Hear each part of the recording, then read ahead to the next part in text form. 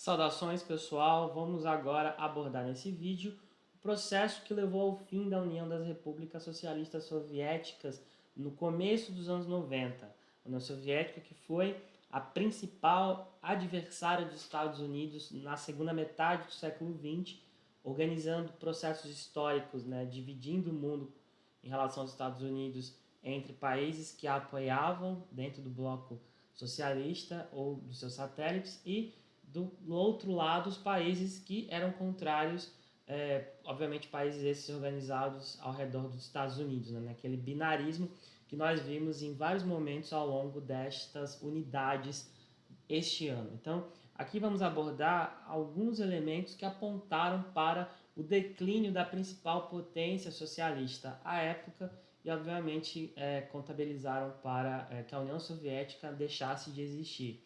Então, em relação a alguns números, a gente tem aqui a localização geográfica da União Soviética, estrategicamente colocada entre Ásia e, obviamente, Europa, mas naquele contexto ali de uma nação transcontinental, formada por diversas nacionalidades, inclusive a Rússia, hoje, principal herdeira política da União Soviética, ainda tem essas características. À época, a União Soviética tinha 22 milhões de quilômetros quadrados, hoje a Rússia tem 17 milhões. No último ano de sua existência, a União Soviética tinha 293 milhões de habitantes, demonstrando aí uma grande quantidade de pessoas, etnias, de cultura diversificadas sob a mesma bandeira. A extensão máxima chegou a 22 milhões e 400 mil quilômetros quadrados, a capital era Moscou. O PIB era o equivalente a 2 trilhões de dólares, e ela chegou a ser a segunda maior economia do mundo, competindo com os Estados Unidos nas diversas áreas, como a gente vai ver ao longo desta aula.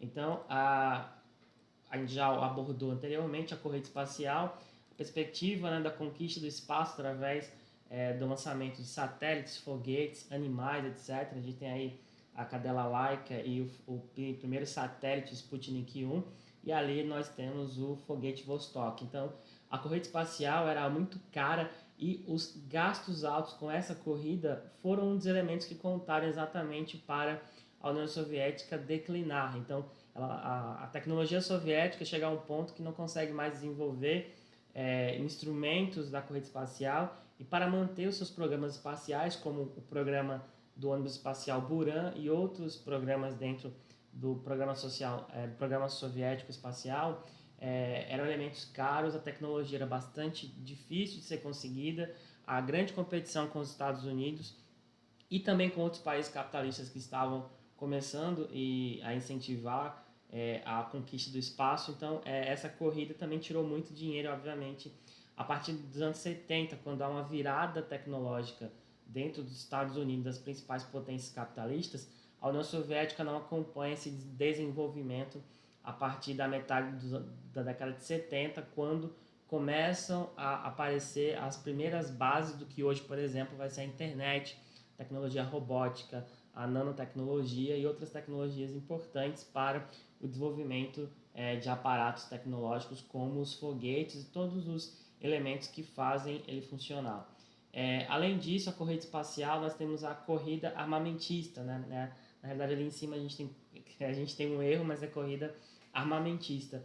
Além de gastar muito dinheiro com a produção de foguetes, satélites e outros elementos para a corrida espacial, a União Soviética também gastava, assim como os Estados Unidos, grandes somas de dinheiro para manter o seu parque tecnológico bélico, ou seja, para a guerra, ativo, produzindo e criando instrumentos novos.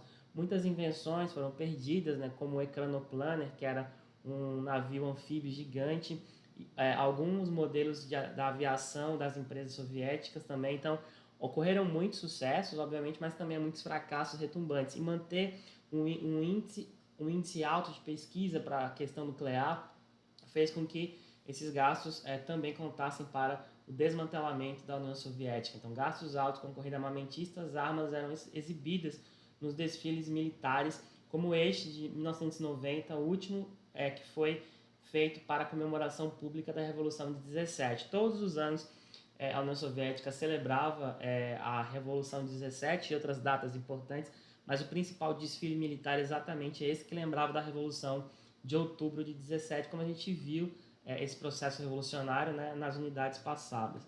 Então, gastos espaciais, gastos bélicos são elementos que contam para o declínio da União Soviética. Então, nós temos um processo de crise econômica aguda dentro do parque industrial soviético. Nesse sentido, os soviéticos não conseguiram fazer com que a tecnologia fosse desenvolvida de forma mais rápida, ou seja, a segunda economia do mundo tinha atraso tecnológico.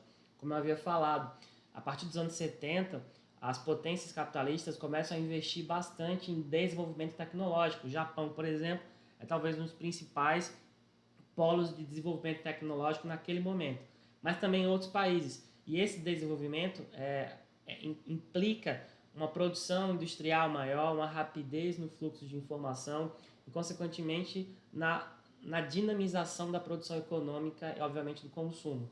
O parque industrial soviético mostrou bastante deficitário e atrasado a partir dos anos 80, se comparado com o parque industrial de outros países e, consequentemente, isso tem reflexos na economia, atrasando e, obviamente, criando um desenvolvimento menor, basicamente estagnando o desenvolvimento soviético. A crise do petróleo, né, ou as crises, porque foram duas no começo dos anos 70, elas abalaram fortemente um país que dependia bastante do combustível fóssil, como o petróleo, que tinha grandes reservas, inclusive o mercado soviético sofre bastante com a questão da crise, não somente a União Soviética, obviamente, mas muitos países conseguiram, depois da crise do petróleo, se reerguer focando no desenvolvimento tecnológico, algo que os soviéticos não conseguiram. Inclusive, a União Soviética também foi um dos países que mais promoveram desastres naturais, no sentido de destruição da natureza, por exemplo, destruição do Mar de Aral, a construção de grandes obras como grandes hidrelétricas sem grandes estudos de impacto. Então existia muitos problemas no parque industrial soviético. E obviamente a escassez de produtos, né? Como a economia soviética não estava conectada com a economia de todo o globo, né? Existia uma limitação na questão da comunicação econômica, então a produção era muito limitada e, consequentemente, com o decréscimo industrial, com a crise econômica, a produção cai e na metade final dos anos 80 vai ser muito visível na União Soviética a falta de produtos. Existia a demanda por consumo, mas existia um racionamento no consumo de diversos produtos, inclusive de alimentos, né? As pessoas passaram a enfrentar grandes filas para comprar basicamente uma pouca quantidade de gêneros, porque a indústria soviética não conseguia abastecer a população que crescia, consequentemente começava a consumir mais e obviamente a indústria não acompanhou esse desenvolvimento populacional e consequentemente também a crise se instala. Um outro elemento, talvez esse aqui, o que é a pá de cal final na União Soviética, é a invasão que o país faz ao Afeganistão, estando lá durante 10 anos. Alguns historiadores comparam que o Afeganistão dos anos 80 está para a União Soviética, assim como a crise do Vietnã nos anos 60 e 70 esteve para os Estados Unidos, né? Foi uma crise que fez com que a imagem dos Estados Unidos nos anos 60 e 70 declinasse absurdamente e o país entrasse em uma crise profunda politicamente falando.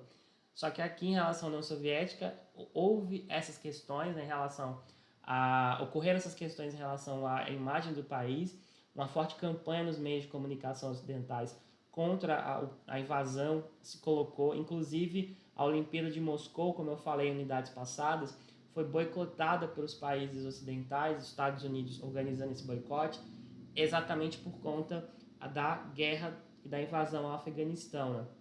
Então, a invasão do Afeganistão foi motivada com o interesse da União Soviética em atingir o Oceano Índico, né? No mapa, o Afeganistão fica acima do Paquistão e o Paquistão já é um país que tem um litoral no Oceano Índico, né? O país queria controlar uma região que tinha, inclusive, um alto índice de disputas entre grupos rivais, baseados em questões religiosas e políticas. Então a intenção era apaziguar os ânimos, porque existiam conexões entre questões do Afeganistão com questões das repúblicas soviéticas, como Tajiquistão, Uzbequistão e Quirguizistão e Turcomenistão, que tem a mesma raiz étnica do Afeganistão. Então é uma tentativa de controlar essas regiões e, obviamente, a partir do Afeganistão ir tentando chegar cada vez mais próximo do Oceano Índico, né, que era um dos interesses geográficos soviéticos. Essa invasão teve custos muito altos, não só do ponto de vista financeiro, mas do ponto de vista geopolítico, né? 15 mil soldados soviéticos mortos ao longo dos 10 anos, um gasto na casa de 3 bilhões de dólares, um alto custo, né, de manutenção na casa dos 116 bilhões, né, ao longo do processo todo, na verdade, 1 milhão de afegãos mortos, né, nesse conflito todo. Então a gente teve um grande sentido de perdas humanas. E os Estados Unidos bancaram os Mujahedin, guerrilheiros muçulmanos. Interessantemente, esse ponto aqui da guerra no Afeganistão, ele está conectado diretamente aos processos históricos do começo dos anos 2000, na verdade um pouco antes, né, 96 em diante, a questão do surgimento da Al-Qaeda, da ação do Osama Bin Laden no Oriente Médio, consequentemente da invasão do Afeganistão em 2001, depois dos ataques terroristas ao World Trade Center em Nova York, ao Pentágono em Washington, elemento esses que demonstram ali o final da hegemonia dos Estados Unidos, que durou mais ou menos 10 anos depois do fim da União Soviética. Então, esses processos históricos demonstram as conexões que existem no mundo cada vez mais globalizado, né? Os Mujahedin eram guerrilheiros, né, de base religiosa muçulmana que foram armados pelos Estados Unidos para combater os soldados soviéticos e evitar o controle total do território afegão por parte do Exército Vermelho. Então, durante os 10 anos de conflito, a União Soviética, que chegou em muitos momentos a impor um governo socialista no Afeganistão, controlar diversas áreas, foi ao longo do tempo enfrentando essa resistência, principalmente nas regiões montanhosas. Quando a União Soviética retira os seus soldados em 89, os Mujahedin ocupam esse espaço de poder e passam a ser parte importante, junto com o Talibã, na realidade são parceiros e basicamente se confundem, no processo de construção do Afeganistão pós-soviético. E aí nós temos todo o contexto de disputa no Afeganistão com guerrilhas e conflitos localizados, principalmente nas regiões de montanha, onde religião e visões de mundo, inicialmente anti-soviéticas, mas depois anti-Estados Unidos, se instalam. Então, o Afeganistão do presente é resultado desses conflitos do passado, inicialmente com a influência soviética e depois com os Estados Unidos, né? Não tem como entender aquela região sem entender a ação das potências estrangeiras lá. E, obviamente, aí vem o último comandante, o último presidente, né, do Soviético Supremo, o Mikhail Gorbachev, que foi o cara que basicamente encerrou a existência da União Soviética enquanto país. Ele era uma liderança no Partido Comunista. É interessante que entre o final dos anos 70 e metade dos anos 80, a União Soviética passou por uma mudança geracional. Muitos dos seus líderes já estavam velhos, né? Alguns remontavam ainda ao período dos anos 50, na era pós-Stalin, e muitos chegavam ao poder e morriam poucos meses depois. Então, no espaço de 6 anos, 3 chefes supremos do Soviético Supremo, presidentes da União Soviética, faleceram.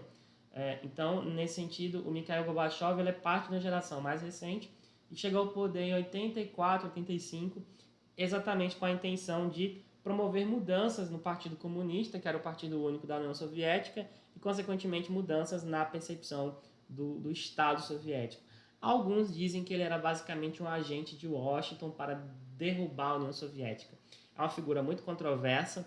Ele é amado de um lado, principalmente pelos Estados Unidos, e odiado pela esquerda mundial ainda, né? A relação dele com as esquerdas nunca foi boa, e depois que ele sai do poder, a União Soviética declina.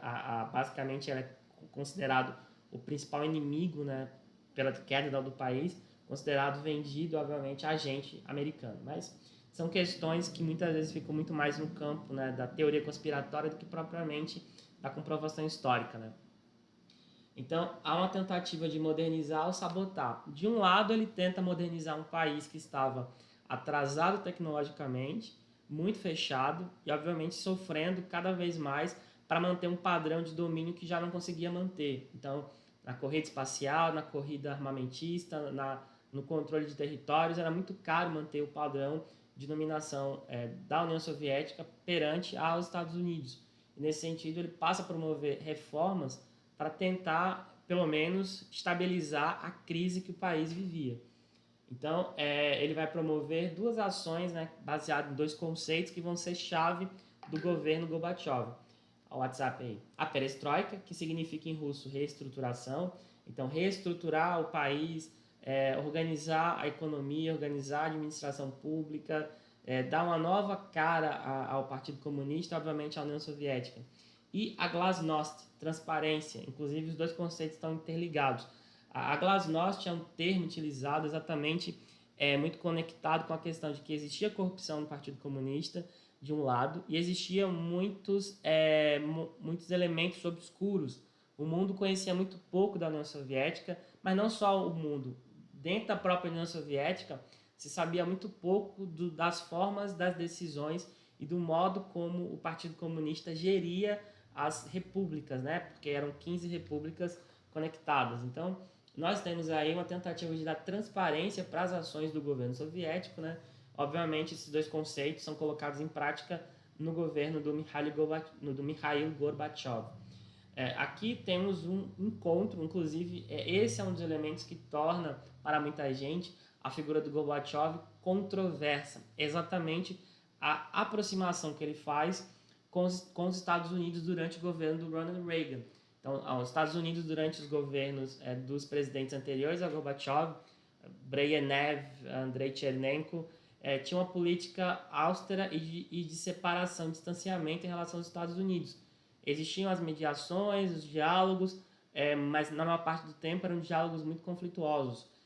Por exemplo, os Estados Unidos boicotaram os Jogos de Los Angeles, os Jogos de Moscou em 80, a União Soviética boicotou os Jogos de Los Angeles de 84, isso antes da entrada do Gorbachev ao poder.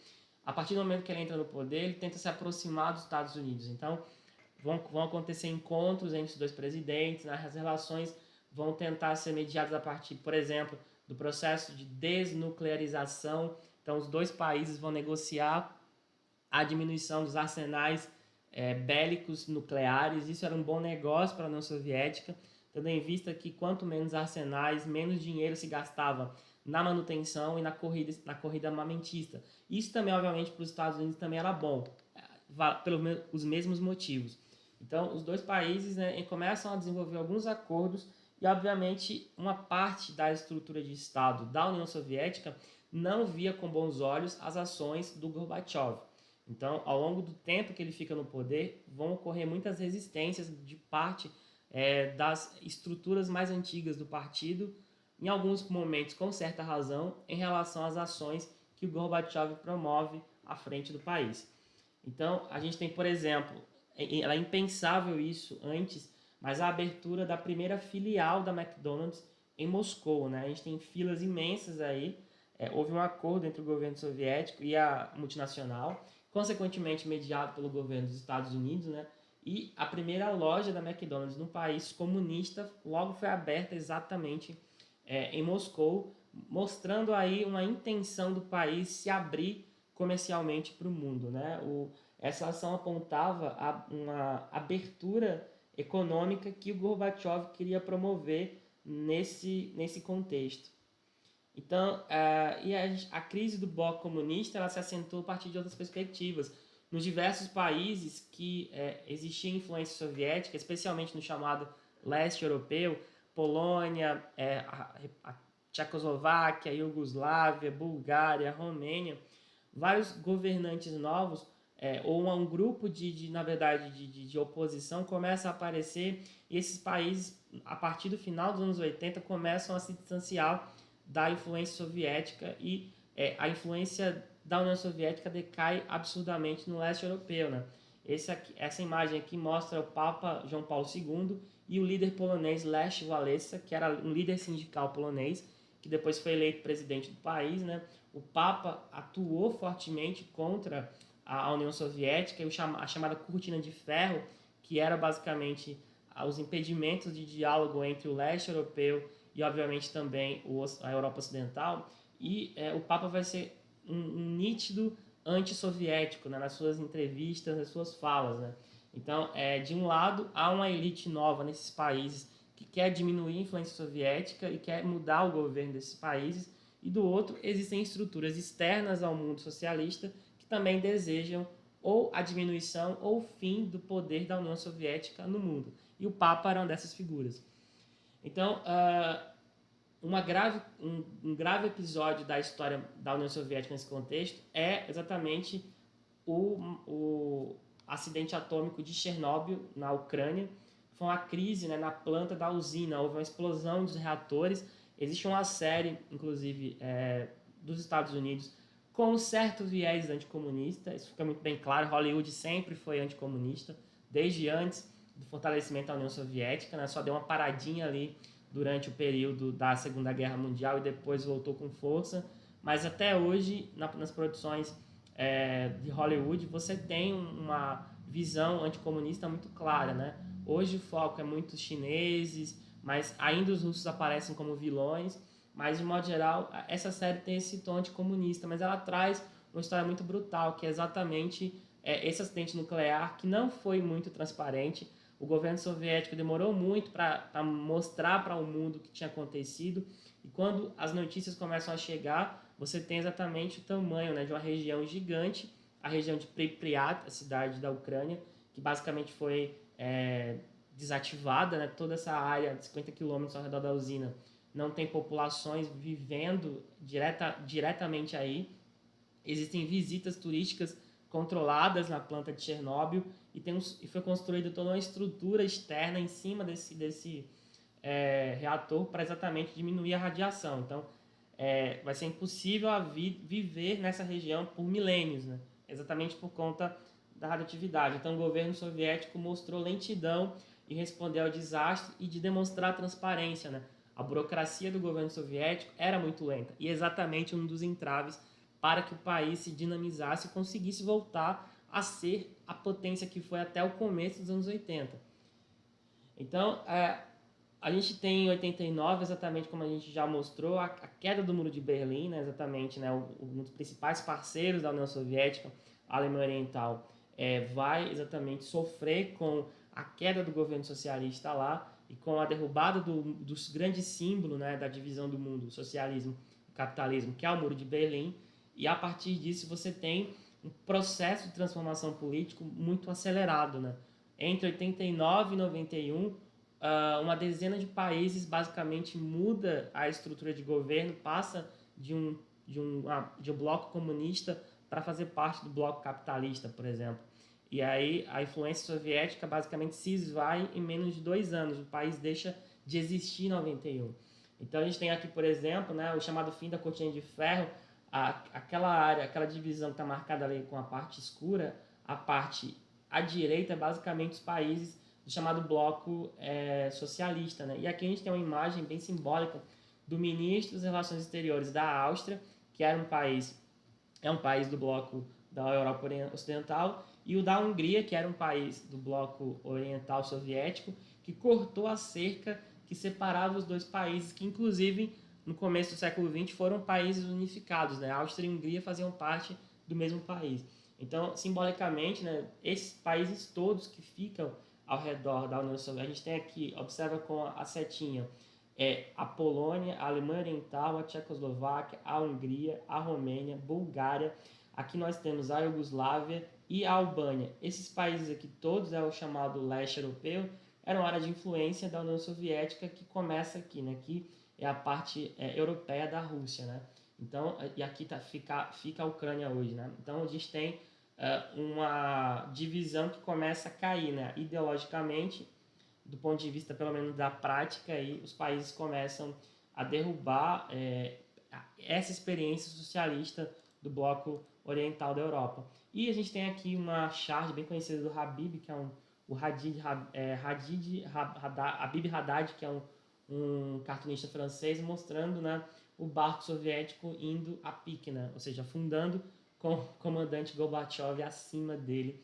E esse contexto todo dado aqui exatamente marca o fim da experiência soviética, né, que inclusive, né, há uma tentativa de golpe em 91, que é o ano da dissolução total do país, né? O grupo que não concordava com Gorbachev resolve dar um golpe de Estado, né, Nesse momento, na metade de 91, Gorbachev estava de férias no sul da Rússia. Ele acaba ficando impedido de voltar para Moscou e há uma tentativa de dar um golpe de Estado. Aproveitando-se disso, algumas repúblicas soviéticas, a maior parte delas, declaram independência e saem da União Soviética, né? Escolheram um momento propício exatamente essa tentativa de golpe de Estado para sair da União Soviética, algo impensável há uma década antes, na realidade. Então a gente tem aqui, inclusive, na frente do parlamento, o então presidente da Rússia, Boris Yeltsin, nas ruas contra o golpe de Estado da linha dura. A União Soviética começa a acabar ali. Só um lembrete, a União Soviética tinha um governo hierárquico, existia o chamado Soviete Supremo, que era o governo soviético maior, que ficava em Moscou, e cada república localmente tinha o seu presidente. Então, mesmo a Rússia, mesmo Moscou, tinha, na verdade, era uma capital dupla. Era a capital da União Soviética, um conjunto de países, mas também era a capital da Rússia, né, que é um país à parte, mesmo sendo o principal país da União Soviética. Então, era uma união de repúblicas, né? Tanto é que o próprio hino fala, união de repúblicas insolúveis, inseparáveis, né? Então, nós temos aí o sujeito que, na realidade, declarou o final desse contexto, foi exatamente o Boris Yeltsin, né, que declara a Rússia separada, e no final desse ano, Gorbachev declara a União Soviética extinta, e a partir de então, esses países que antes formavam a União Soviética, cada um deles vai ter um governo próprio. Alguns deles hoje são muito próximos à Rússia, né, do ponto de vista diplomático, outros não, mas a partir dessa dissolução, no final de 91, surgiu a Rússia, a Ucrânia, a Bielorrússia, Moldávia, Estônia, Letônia, Lituânia, Geórgia, Armênia, Azerbaijão, Cazaquistão, Uzbequistão, Turcomenistão, Quirguizistão e Tadiquistão. Então, todos esses países são países que surgiram com o fim da União Soviética, a primeira grande potência socialista do mundo, né? Hoje a gente tem a China, mas uma das primeiras grandes experiências socialistas da história da humanidade foi exatamente esse país que entrou em colapso e dissolveu-se no final de 91.